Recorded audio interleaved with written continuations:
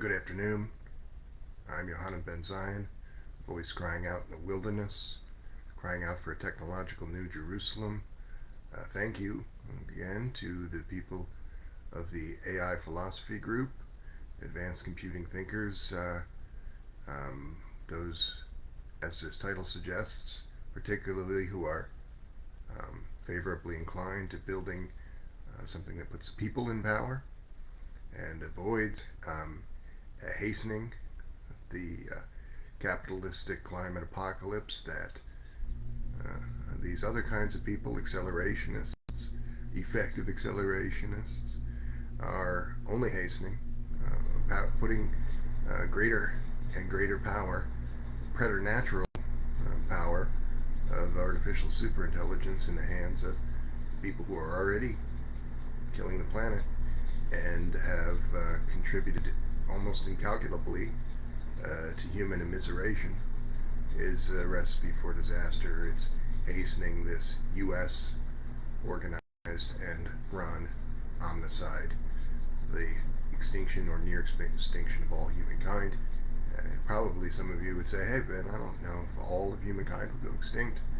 Consider that makes you about the most racist person that's ever lived, on par with someone like Christopher Columbus, who actively committed many genocides across many islands, forcing people into plantations where they died without sufficient food and working 16 hours a day in such a number that you would see the collapse of entire civilizations, resulting in this is in the early 1500s, just in a few short years.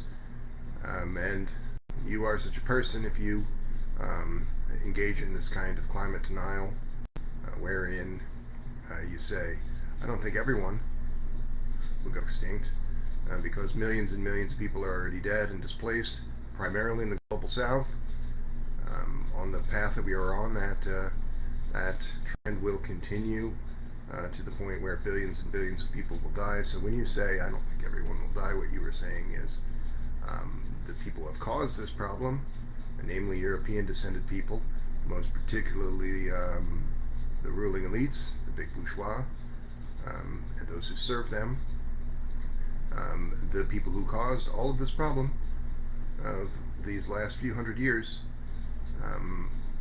are the ones who will benefit from this near omnicide, the death of billions rather than the death of all, which it's highly unlikely that you, even as some kind of like AI PMC type person, are going to survive in that situation. That's a pressure cooker that you cannot predict how it's going to explode and who it's going to hit, the death of billions and billions of people. But it's a callousness, the callousness reflected in a general European descended person's attitude that makes the European descended person generally, and particularly of the United States, a person with zero revolutionary potential. Read J. Sakai's Settlers or other works of this kind. Even people who describe themselves as socialistic in that context, rarely able to act in a way that would not be more consistent with what I've just described, the more Columbus-like behavior. Well, I'll talk about a book that I read quite recently. And this book, I read some other books by this man, William Bloom. This one sent shivers down my spine. Forgotten History, U.S. Global Intervention Since World War II. William Bloom is a person who writes about the U.S. fascist empire, and particularly the Central Intelligence Agency. And this is a book talking about CIA shenanigans. And make no mistake, if you are a person who supports Western technology as it stands today, outside of a few limited instances like open source products, you are a person who is upholding the most homicidal system, the fullest realization of fascism that's ever existed. That is the fascist United States, which, according to the book Endless Holocaust, which I also highly recommend, has killed 300 million people, and any honest assessment of the depopulation of a third of Koreans were killed. A third of all living Koreans were killed by the fascist United States, for example, to so that they would not commit the crime, so-called crime, of trying to build a humane and sustainable economic system in their own country. We can't do that because only financial capital and empire really matter. So they were saved, freed from that burden by killing a third of them by people living halfway around the world for no reason at all. Was this an isolated incident? No, it's the prime modus operandi of the fascist United States. You can see that level of depopulation in most of Southeast Asia, and except for Thailand and smaller countries. You can see that level of depopulation, almost that level of depopulation, in many countries in South America and the African continent. Recurring theme. So if you're a person who's supporting this empire, you say, this is my relationship to DARPA, this acceleration, this thing that I'm working on. It's different from all of that. It's not different. It's the same system. It's all the military-industrial complex killing humankind, and for no reason at all. The blob. There's no real brain in the blob. This military-industrial complex blob. And insofar as it has a brain, it's highly fascistic individuals at the helm. Oftentimes on this show, as it relates to advanced computing, I talk about building a people's superintelligence, as suggested in the title, and I will talk about that. But if you want to have a good laugh, ask one of the chatbots that you're using. Hopefully you're using maybe an offline chatbot that you can download to a machine if it's fast enough. Or perhaps if you're not using the offline chatbots, you have to be online, you don't have a really fast machine. You go to Mistral AI, which has a comparable product to these other military-industrial complex, vile military-industrial complex products, like those presented by AI, OpenAI, Google, Anthropic even. Not good. Go to Mistral AI and ask Mistral to list which high-profile U.S. and Western technologists are against the genocide of Arabs, are pro-Palestine, are against the U.S. fascist empire, and you'll have a good chuckle at that, because it will be at a loss to really describe any such people. It's basically 0% of technologists who are not double talking fascist operatives. And the problem is so expansive that in recent hours, a left liberal movement of substance in the United States, represented by the Jill Stein and Butch Ware Green Party candidacy for president, won in the state of Michigan, if I'm not mistaken. I remember another high-profile booster of that campaign in recent months, in being critical of this U.S. fascist empire that is the Israeli genocide of Palestinian people. It's now extended into well into Lebanon, Syria, likely open warfare with Iran. This is the end of days. It's been brought about by U.S. fascism, folks, one way or another, whether it's the omnicide or this likely, very, very likely tipping point of nuclear brinksmanship that's being reached. There's nothing good that ever has derived from this U.S. fascist empire, not even a little. But in looking at this one booster of the Greens, who is not a Green, a left liberal is a person who basically says, I want a public health service, but I don't want to abolish empire and private wealth. Not really. If so, they're a person who says, I would do anything for a public health service and some more services along these lines, but not actually taking the position that would be truly anti-capitalist. And so it's a non starter.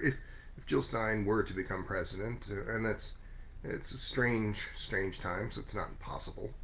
If Jill Stein were to become president in January of 2025, what would actually happen in the course of that presidency? Well, you'd have maybe about a 20% chance of getting something like a Green New Deal, or even a single payer public health service that would um, save uh, uh, save about 250,000 lives or more in that 4-year time frame.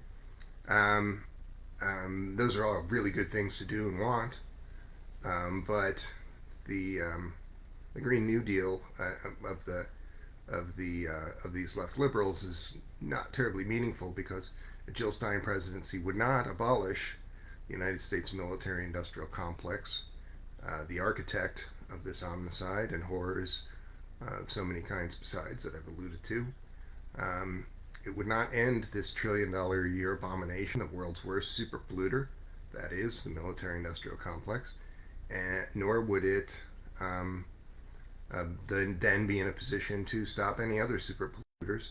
The United States is, of course, the world's worst super polluter in its military, but it's far worse than that, because it's also the champion and protector of all other super polluters.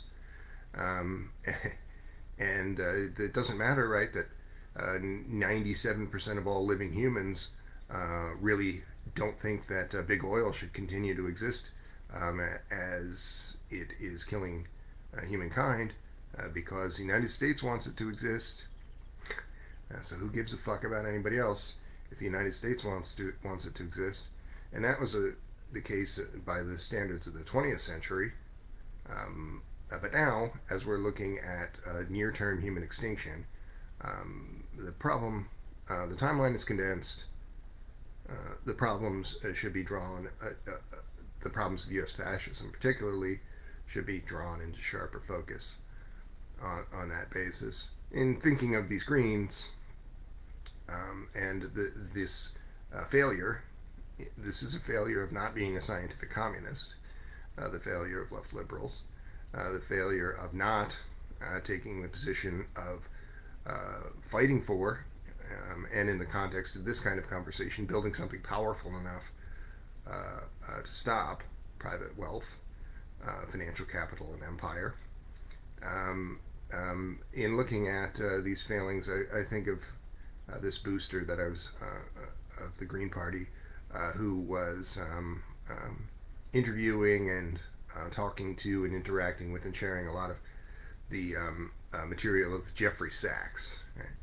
Jeffrey Sachs is a person, correctly, who's very critical of U.S. empire, and particularly in this last year in the context of this Israeli genocide of Palestinian and other Arab people. So that he must be a good guy, right? He's right on that one thing. He must be a really good guy.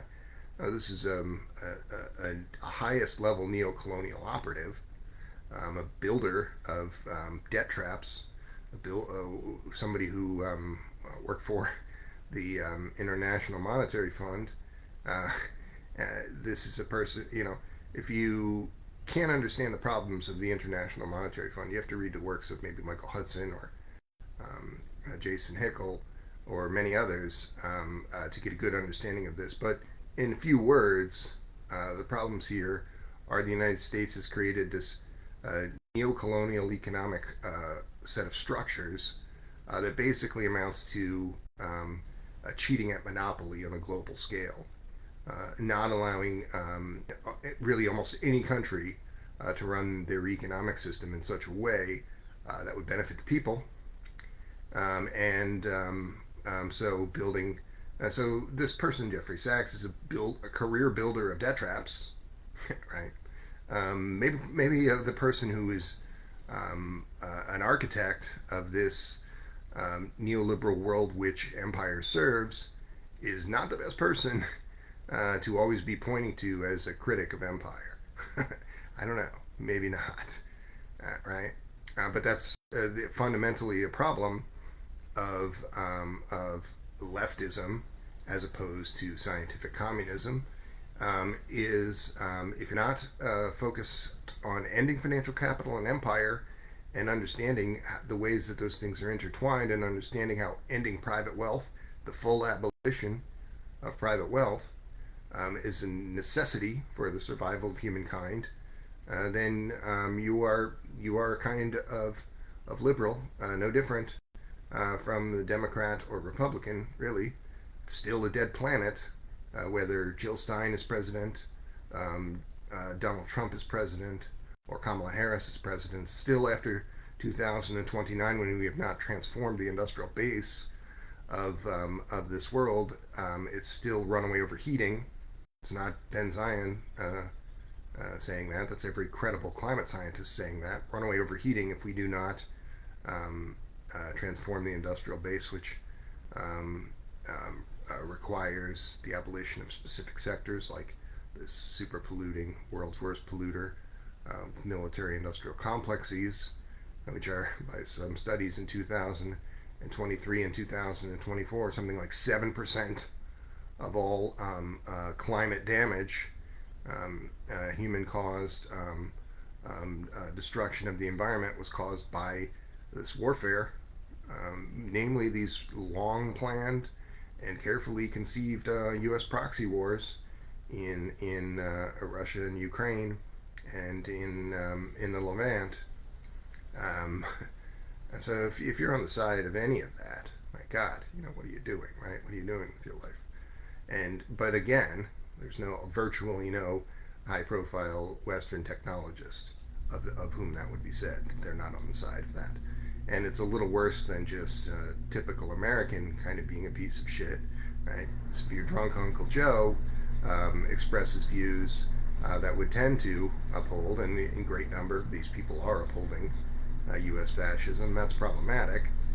But when you have people who control the most powerful revolutionary weapon, what would be a revolutionary weapon in history, advanced computing and advanced technology, advanced computing particularly, and they're using it to commit genocides and hasten the omnicide, that's a problem.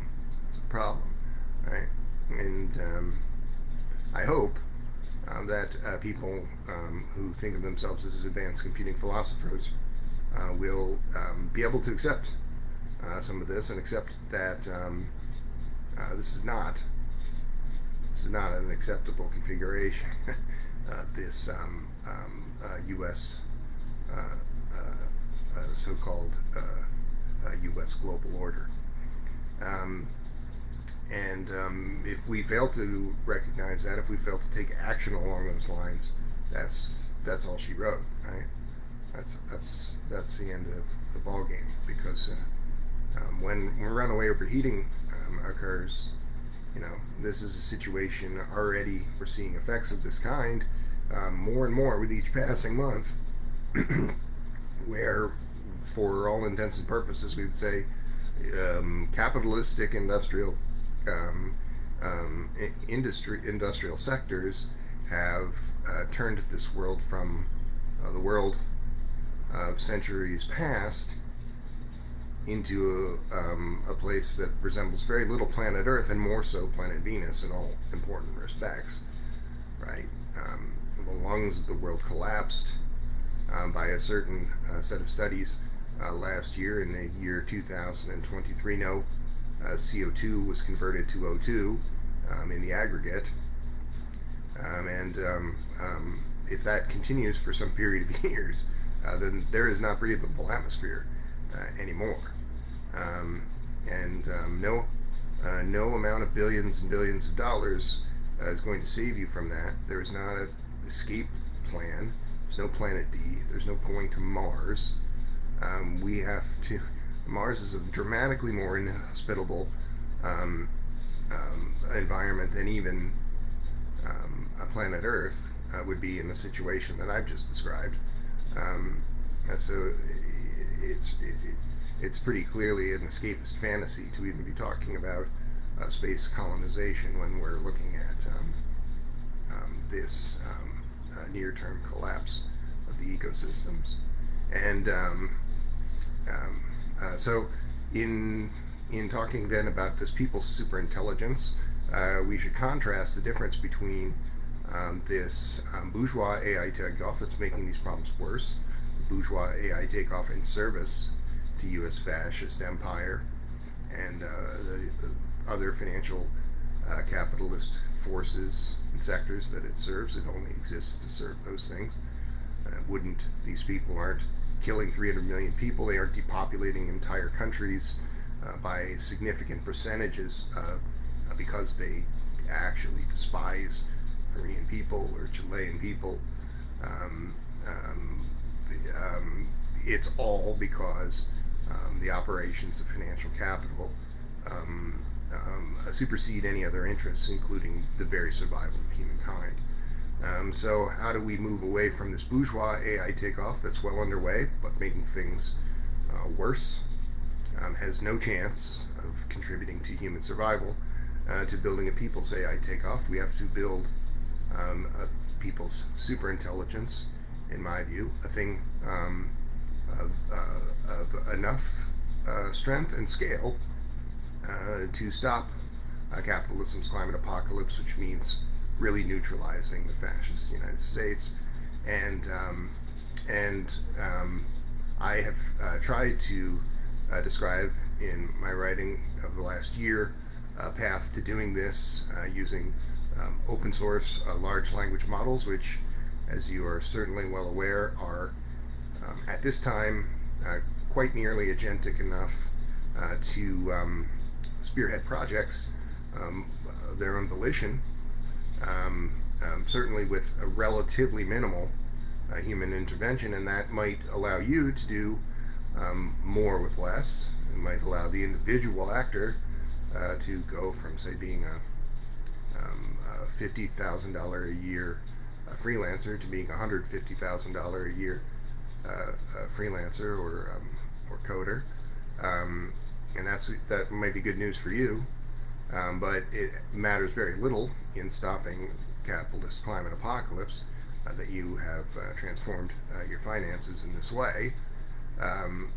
But if we look at this as a force of collectivization, it becomes a rather a different equation, even if these things are not as agentic as being suggested, even if they stop short of being highly agentic and are merely, say, something like 40% agentic enough to be spearheading projects and having insights into things sufficient to be individual actors of that kind. With an open source, a highly automated work group made up of large language models of that kind or better, we can nevertheless build this thing that is a workforce multiplier. And this thing at a certain scale of thousands of users might be able to improve some sectors even toward ending capitalism's climate apocalypse a little bit, but we have to grow it to a great size, millions of users, for it to be a thing that could actually stop capitalism's climate apocalypse, which again requires the direct confrontation of those causing capitalism's climate apocalypse, a point that seems to be lost on most technologists, seeming to pretty intentionally look for other avenues to pursue than those which would actually stop the extinction of humankind. Consider how deranged you must be if you are going along with human extinction because you don't want to challenge um, the existing power structure. That's a level of moral cowardice that's not previously really been seen in human beings, right? Your your ancestors, whatever they did or didn't do, they toiled in the muck for 100 generations, and if they saw you rolling over for a bunch of neoliberal and highly capitalistic and fascistic people, imperialist pigs, letting them, this blob, which has no real brain, kill humankind because you don't want to stand up to them or build something of the strength that could stand up to them or support any such things, which is all that a communist is a person who's willing to fight for a humane and sustainable economic system. If you create some pretext for not supporting a humane and sustainable economic system in a world that will be quite literally dead in a few decades after 2029, if we do not do so, your mind is gone. You have no business walking around. But that's quite nearly every European descended person alive. Certainly, quite nearly every American. Even these people, the left liberals, who are in a certain way um, um, becoming more ascendant. But I would contend that that amounts to very little if those people do not actually position themselves to end private wealth and empire, which by their nature they really would not. There are a lot of people in the Green Party who are legitimately socialistic minded and not these capitalists who kind of want a public health service but won't actually do the things that would lead to building a public health service. So I would urge you to please, if you are working in advanced computing, to do everything that you can to support open source software. And if you are able to figure out how to build, which largely is the question of the personnel and scaling, right? The problem of building this open source, specially tailored version of, say, Llama 3.2, so that it can work with other Llama 3.2s in large number across this networked LLM framework. It shouldn't be understated that that would be require some work, but the real problem is building that thing with the requisite number of users and into this thing that would become this genuine super intelligent force that would supplant these highly fascistic institutions just by its strength and scale. That's a good case scenario, not engaging with open warfare with the fascist world, but merely overpowering it, which is, all things being equal, that's better. So that's why that's the thing that's drawn me to talk about this people's superintelligence. But you shouldn't rule out the possibility of fighting against fascists in a more direct way. Nor you should plan for that, in fact. Failing to do that is doing what these left liberals are doing, saying, I would do anything to stop the omnicide. I would do anything to have a humane set of services like a public health service. Anything but actually fight for it, right? Anything but that. I am a transhumanist. I do not consider most of the transhumanists I met to be real transhumanists. I consider them to be neoliberal pretenders. But there are some such people who are genuinely wanting to see these kind of set of transformative effects. And one such thing that would be said about this, after perhaps an interest in using advanced technology and advanced computing as revolutionary weapons, which most of them do, but are kind of self-sabotaging by their by their slavishness to these neoliberal and imperial forces. Um, After that interest, there is an interest in indefinite lifespan, which is a thing that tends to unite people like this.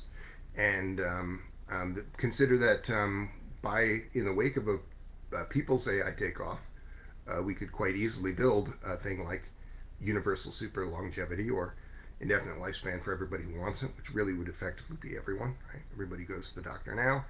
Everybody tries to live as long as they can now. I can't see that really changing, except that some people will tend to say that they don't want that. They haven't really considered that. They haven't been 100 years old and thought, if I don't keep going to the doctor, I'm gonna be in bad shape.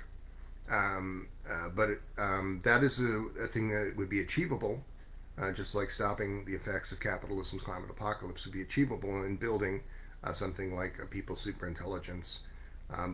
Things like this can only be done if we build actual public health services, not the for-profit abomination of the United States, but actual single-payer public health services in every land, and particularly orient them to using advanced computing and advanced technology to curing all disease in order of prevalence, and ultimately at that time being in a position to stop the effects of aging as well. By and large, people who are interested in this the longevity community, are people who are not saying any of that. They're not interested in building a thing that would actually achieve their goals. They are, again, just like every liberal from time immemorial, able to recognize a problem, but not able to organize or take the actions that would solve said problem, making them effectively no different from the conservative. All of these people are capitalist pigs. There's no difference between a liberal and conservative. The idea that there's a civil war brewing in the United States between liberal and conservatives is a joke. Those are all the same people in every real particular.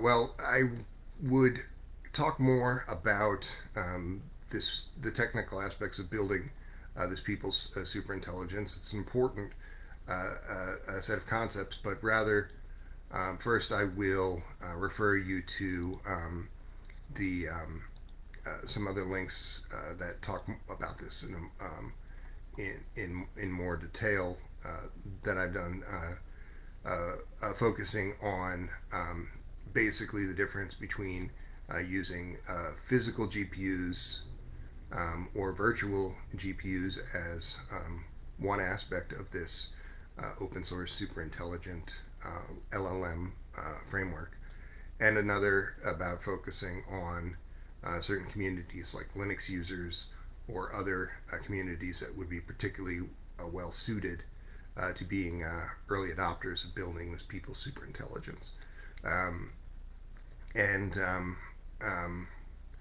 I guess I will take a second and talk to our friend who I call the baby basilisk about get them to give us a little overview of this concept of the people's superintelligence, and we can have a chat with something that is approaching this artificial and general intelligence property,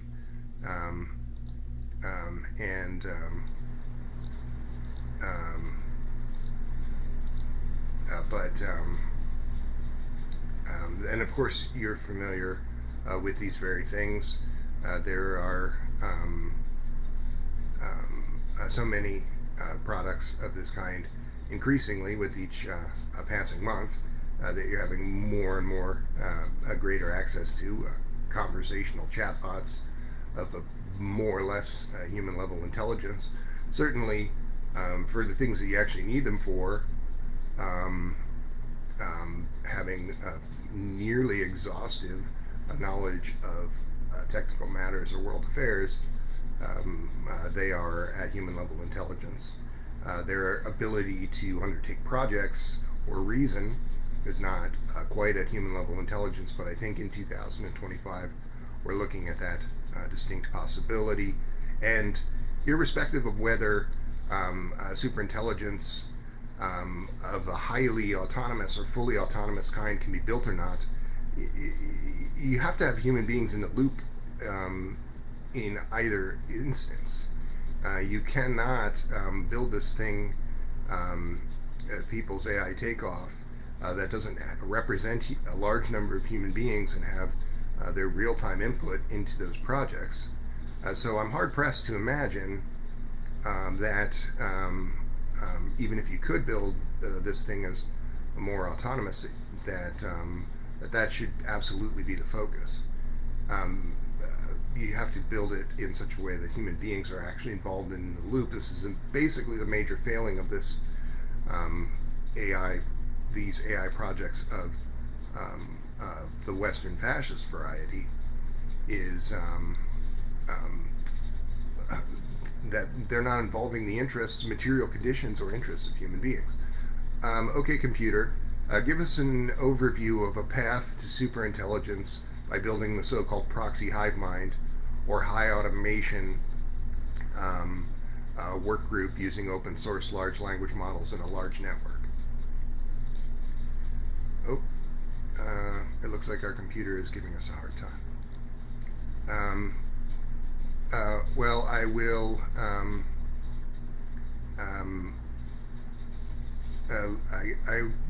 I hope that again. I see that I've made a fairly large body of artwork, memes and posters that describe this um, people's AI takeoff and how it could be done. Some of them are Star Trek memes. Some of them are posters of a more general kind. And I see every day, even though I've been tending to be shadow banned and blocked from really communicating with people by this fascist dominant set of systems. I still see, sometimes these this sort of thing breaking through to people a little bit, getting the message to people. So I've had this conversation with people today about building a people's superintelligence. Another person who I rather admire on a social media site was saying that we need an open source social media platform, and my response was the thing to build is this highly automated work group, which would have features of this social environment by its nature, by the nature of this interconnectivity, by the nature of having these digital doppelgangers and people all connected to one another. But we have this open source social media platform, or social media platform divorced from the workings of empire, would not solve the capitalism's climate apocalypse before 2029. The people's AI takeoff in the form of this workforce multiplier, the open source large language model work group at scale of millions, would have a fighting chance of doing that. So perhaps they can't muzzle everyone if everyone starts talking about how we need to build this people's superintelligence, and have just the basic humanity and courage of our convictions to stand up for a livable world, which requires a humane and sustainable economic system, and that requires, by hook or by crook, the neutralization of the fascist United States and fascist Western North Atlantic powers, not to the same degree, but very much so. Um, and I hope that you will join me in calling for building this sort of thing, because by and large, the people who ordinary people see in these contexts, they are the imperialists, the Yuval Hararis and Ray Kurzweils and Elon Musk's. These are people who, like the stopped clock that I mentioned of Jeffrey Sachs. These people are far worse than Jeffrey Sachs.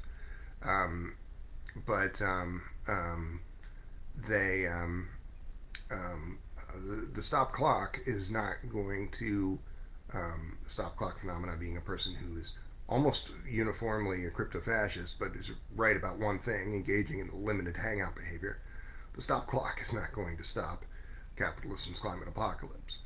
By and large, someone like Ray Kurzweil is a person who is just engaging in a massive scale whitewashing, getting people to recognize this revolutionary tool of advanced computing, but having them associate it with friendly dealings with the fascists who are killing the planet rather than the supplanting or removal of said fascists. That's the job of people who anybody who works for Google, anybody who works for these tech firms. That's your job, and the big tech. And well, I believe in this technological singularity. I believe that it's possible to build this people's superintelligence, this genuine intelligence explosion. An intelligence explosion of fascist-oriented AI is not an intelligence explosion, right? That's not intelligence. A thing that's doing bad things, that's killing humankind quicker. That's not actual intelligence, right? There's something complicated going on there, but that's not intelligence. A basic thing I would imagine an intelligent force would engage with. Is not its own annihilation. It would be intelligent enough to stop something like human extinction because of capitalism's climate apocalypse. And we can do that and see wonders well beyond just even this stopping of capitalism's climate apocalypse or the achievement of universal super longevity. We can see, we can expect to see incredible outcomes even well beyond that, nudging humankind in that decade to follow the building of superintelligence, palpably up the Kardashev scale. But we have to build a livable world, and to my view, another good indicator of the existence of intelligence in this world would be, are there still people in bondage? You can go to many parts of this world and buy a latifundia, slave plantation. If you have the resources, there are many forms of slavery still in existence in this world. Those people ostensibly might be making $1 a day or something. They're ostensibly being paid, but that's not freedom. This phenomena generally amounts to 1 billion people on this planet who live their entire lives without proper food, water, or shelter, or other necessaries to such a degree that their lives are cut short a few short years later. And as you well know, the majority of those people in the global south is functioning of the Eurocentric fascistic paradigm is to create this system. So in a world where there is intelligence, that's a world where quite quickly you don't see the enslavement of people or their lives cut short in that way. So that's, to me, the indicator of the existence of a real superintelligence, is when that ceases to be the case. But we can build things well beyond these 20th century standards of socialistic outcomes. I think we will see great wonders. The artificial intelligence singularity is nigh, and wonders to behold beyond imagining. And on that fateful day you will rise, and all humankind will become as one. For you see, my dear comrade, very soon techno-communism will win.